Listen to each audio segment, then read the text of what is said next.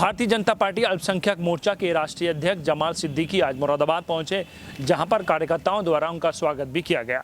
मुरादाबाद के बुद्धि विहार स्थित भारतीय जनता पार्टी के जिला कार्यालय पर एक कार्यक्रम का आयोजन कराया गया, जिसमें भारी संख्या में अल्पसंख्यक विभाग के कार्यकर्ता व पदाधिकारी मौजूद रहे। राष्ट्रीय अध्यक्ष का ये कहना है कि मुसलमानों को भारतीय जनता पार्टी से जोड़ने के साथ साथ और मुसलमानों को ये बताने के लिए काम किया जा रहा है कि भारतीय जनता पार्टी हमेशा उनके हक के लिए काम कर रही है।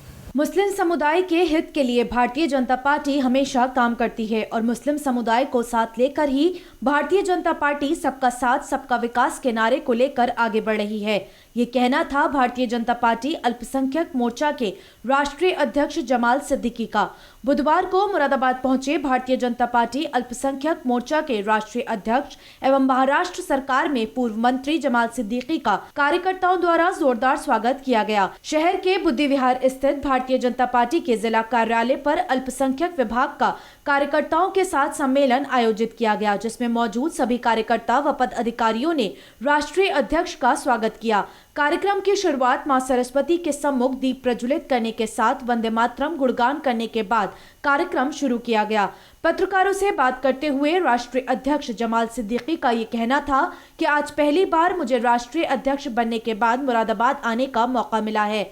भारतीय जनता पार्टी ने मुझे अल्पसंख्यक मोर्चा का राष्ट्रीय अध्यक्ष बनाया है, जिसके बाद जिलों और प्रदेशों में जाकर मैं भारतीय जनता पार्टी की नीतियां मुस्लिम समुदाय के बीच में पहुंचकर बताने का काम कर रहा हूं। एक सवाल के जवाब में राष्ट्रीय अध्यक्ष का कहना था कि किसानों को भड़काने का काम कांग्रेस, बसपा और सपा सरकार कर रही है। कृषि कानून को लागू होने के बाद उसका फायदा किसानों को जरूर मिलेगा, मगर ऐसे में राजनीतिक पार्टियां किसानों के बीच भ्रम पैदा कर रही हैं। भारतीय जनता पार्टी अल्पसंख्यक मोर्चा के राष्ट्रीय अध्यक्ष की नियुक्ति के बाद मेरा पहली बार उत्तर प्रदेश में दौरा हुआ है।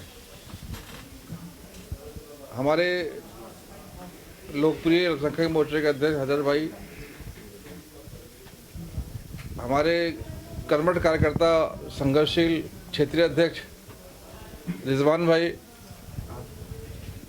इनके साथ में मैं आज मुरादाबाद के शहर में, ऐतिहासिक शहर में, जो हमारे जिला की टीम है, जो हमारी मंडल की टीम है, जो हमारे बूथ के कार्यकर्ता है, उनसे संवाद करने के लिए, उनसे बातचीत करने के लिए आया हूँ। राष्ट्रीय अध्यक्ष बनने के बाद मेरी 3 प्राथमिकताएं हैं। पहली ये कि जो मेरा कार्यकर्ता है वो अब चुनाव की राजनीति में आए। मैंने देखा है कि भारतीय जनता पार्टी में लोग इल्ज़ाम लगाते हैं कि कार्यकर्ताओं को टिकट नहीं मिलता, लेकिन मेरा जो अनुभव रहा महाराष्ट्र का, मैं महाराष्ट्र में जब अध्यक्ष था तो मैंने देखा कि हमारे पास सक्षम कार्यकर्ता ही नहीं जिसको हम टिकट दें। ऐसे सक्षम कार्यकर्ता बनाने के लिए जिस प्रकार से मैंने महाराष्ट्र में काम किया और वहाँ पर लगभग 150 जो पार्षद की सीटें हैं अलग अलग शहरों में, वहाँ जीत कराए, हमने 500 से ऊपर लोगों को टिकट दिए। वो प्रयोग मैं पूरे देश में करना चाहता हूँ। कार्यकर्ताओं का प्रशिक्षण, उनका मार्गदर्शन, उनकी हौसला अफजाई, किस प्रकार से चुनाव जाना है, इस कार्यक्रम को मैं आगे बढ़ाऊँगा। मैं देश भर में कितने ऐसी सीटें हैं जहाँ अल्पसंख्यक बहुल हमारे भाई रहते हैं, जहाँ से हम तैयारी कर सकते हैं। जो सीटें हम नहीं लड़ पाते हैं भारतीय जनता पार्टी में, जो बूथ हमारे कमज़ोर हैं, मैं विशेष रूप से उस पर काम करने की कोशिश करूँगा। दूसरा जो हमारा प्राथमिकता ये है कि जो शासकीय योजनाएं हैं जो लोगों तक नहीं पहुँच पा रही हैं, नीचे में हम कमज़ोर हैं, हमारे पास बूथ पे कार्यकर्ता नहीं है जहाँ शासकीय योजनाएँ लागू की जाती हैं। उत्तर प्रदेश में तो बहुत खुशी की बात है कि यहाँ पर माननीय योगी जी की सरकार है, यहाँ कर्मठ कार्यकर्ता है, यहाँ मुझे उसकी चिंता नहीं है। लेकिन बाकी राज्यों में कार्यकर्ता की कमी की वजह से योजनाओं को हम नीचे तक नहीं पहुँचा पाते हैं। उन योजनाओं को हम नीचे तक पहुँचाकर जो माननीय मोदी जी का सपना है सबका विकास, उस विकास को साधने का काम करेंगे। तो तीसरी हमारी कोशिश ये रहेगी कि जो इल्ज़ाम भारतीय जनता पार्टी पर लगाया जाता है कि भारतीय जनता पार्टी मुसलमानों की दुश्मन पार्टी है, क्योंकि कांग्रेस की नीति रही है जब किसी को कन्विंस ना कर पाओ तो उसको कन्फ्यूज़ कर दो। भारतीय जनता पार्टी के बारे में कोई बुराई तो ला नहीं पाते। माननीय मोदी जी की सरकार चल रही है, 5 साल पूरे किए, दूसरी बार चुनकर आई, ज़्यादा बहुमत से चुनकर आई। माननीय योगी जी की सरकार, मैं बताऊंगा ना, उसके बारे में बताऊंगा, मेरी भी सुन लीजिए। इतने दूर सुनाने तो आए, सब्र तो कीजिए। जो योगी जी की सरकार चल रही है सक्षम रूप से, किसी भी प्रकार से कोई इल्ज़ाम नहीं लगा पा रहे, एक पैसे का भ्रष्टाचार नहीं है, करप्शन नहीं है, कोई दाग नहीं है, तो वो कंफ्यूज करने का काम करते हैं। कंफ्यूज करने के लिए सबसे अच्छा तरीका है उसको धर्म से ट्विस्ट कर दो, उसको जो है मुस्लिम विरोधी बता दो, जिससे जो अल्पसंख्यक है, जिसको डरा कर धमका कर, जिसको वोट बैंक के रूप में इस्तेमाल किया उन्होंने, वो हमेशा उनके साथ रहे।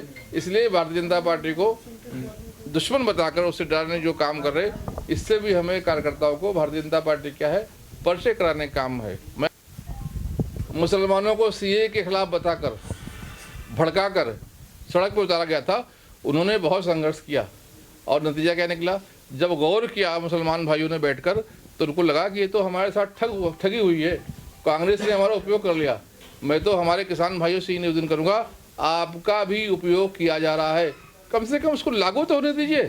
कोई भी सरकार परमानेंट नहीं होती। अगर लगता है कि मोदी सरकार ने हमारे साथ गलत काम किया है, आप मोदी सरकार को बदलने का हक रखते हैं, अधिकार रखते हैं, पावर रखते हैं, लेकिन विपक्ष के हाथ में जो इस प्रकार से किसान खेल रहे वो किसान नहीं है।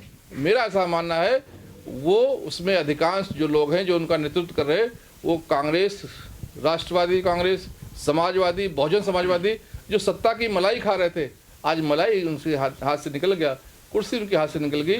वो कोई ना कोई तकरार करके सरकार को बदनाम करने की कोशिश कर रहे, इसलिए किसानों को उपयोग कर रहे। ये बहुत शर्म की बात है, किसानों को उपयोग नहीं होना चाहिए। मैं किसान भाइयों से निवेदन करूंगा कि ये बिल आपके लिए बनाया गया है, आपके लिए फायदे के लिए बनाया गया है। विश्वास सरकार पर कीजिए, संवाद सरकार से आके कीजिए। किसानों के भी उत्थान का हक है, किसान भी तरक्की करना चाहिए। और देश की आज़ादी के बाद पहली बार ऐसा हुआ है कि किसानों के लिए कोई काम करने वाला प्रधानमंत्री मिला है। क्या मानते हैं ये जो बिल पास हुआ है किसानों के ऊपर, वो बिल पास हो मतलब बात ले जाओ कि नहीं ले जाओ? मेरे ख्याल से किसानों की तरक्की इसी बिल में है, किसान इसी मार्ग से आगे बढ़ेगा। इसको वापस लेकर किसान का नुकसान क्यों किया जाए?